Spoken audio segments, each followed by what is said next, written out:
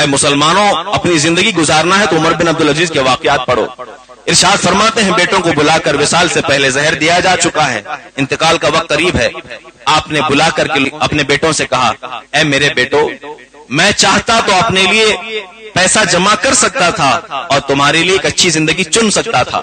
میرے پاس دولت تھی، سب کچھ تھا، میں وہ تمہیں دے دیتا، سب کچھ کر سکتا تھا، لیکن میں نے کچھ نہیں کیا۔ میں نے دنیا سے زیادہ آخرت کو ترجیح دی، اور میں نے سوچا کہ دنیا میں تم غریبی کاٹ لو گے، لیکن آخرت میں اللہ تبارک و تعالیٰ اس کا بہترین بدلہ تمہیں عطا فرمائے گا۔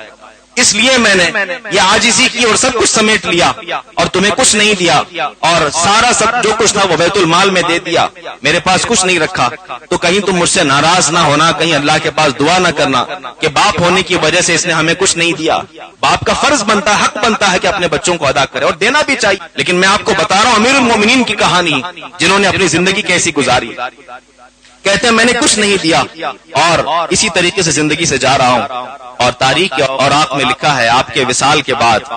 دوسرے جو خلفاء بنے، جن کا نام ہشام بن عبد الملک ہے، حکم بن عبد الملک ہے، یہ جو خلیفہ بنے،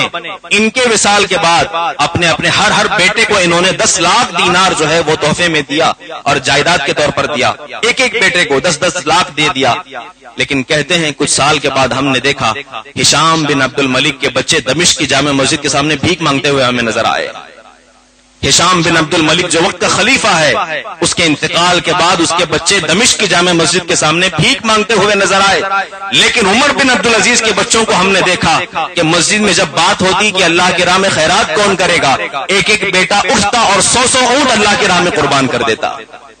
یہ چیز ہوتی ہے اپنے بچوں کو اچھائی دے کر کے جاؤ، خیر دے کر کے جاؤ، اخلاق دے کر کے جاؤ، لائق بنا کر کے جاؤ۔ اگر انہیں مال دے کر کے جاؤ گے، ہو سکتا ہے وہ مال کا مس یوز کر دیں اور ختم کر دیں۔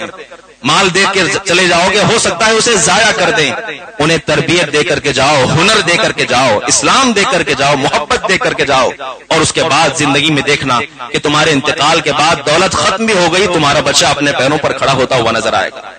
حضرت عمر بن عبد العزیز کی زندگی میں یہ چیز ملتی ہے، اللہ اکبر۔ اور آپ کی بیٹیاں بھی بڑی متقیہ اور پرہیزگار خواتین میں سے تھیں۔ کہتی ہیں حضرت عمر بن عبد العزیز ایک مرتبہ گھر تشریف لائے اور اپنی بیٹی سے دیکھا، بیٹی جو ہے منہ پر کپڑا رکھ کر کے بات کر رہی تھی، منہ پر ایک نقاب جیسا کچھ رکھ کر کے بات کر رہی تھی۔ حضرت عمر بن عبد العزیز نے پوچھا، بیٹی اپنے چہرے پر یہ نقاب رکھ کر کے مجھ سے کیوں بات کر رہی ہو؟ بیٹی نے کہا، ابا جان کھانے کے لیے گھر میں کچھ نہیں تھا تو میں نے کچی پیاز کھا لیا ہے، جس کی وجہ سے بدبو آپ کو نہ آئے، اس لیے میں کپڑا رکھ کر کے بات کر رہی ہوں۔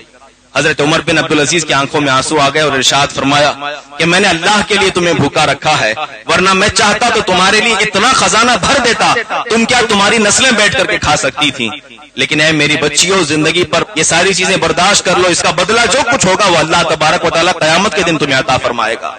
یقیناً حضرت عمر بن عبد العزیز نے ایسی زندگی گزاری جس کی مثال ملنا آج کے دن ناممکن ہے، لیکن ہم اپنی زندگی کے اندر ان کے تابندہ نقوش کو ہم اپنا سکتے ہیں، ان کے طریقے پر چل سکتے ہیں، ان کے طریقے پر اپنے بچوں کی پرورش کر سکتے ہیں، اور پھر ہم دیکھیں کہ اگر ہم نظام عدل کو قائم کریں گے اور اللہ کے اس نظام کو سمجھ کر کے اپنے گھروں کے اندر رائج کریں گے، انشاءاللہ وہ دن بھی دور نہیں، ہمارے بچے اور ہماری نسلیں جو ہیں وہ امیر بھی ہوں گی، رئیس بھی ہوں گی، سخی بھی ہوں گی، یہ نہیں کہ بخیل ہوں گی، غریب ہوں گی یا فقیر ہوں گی۔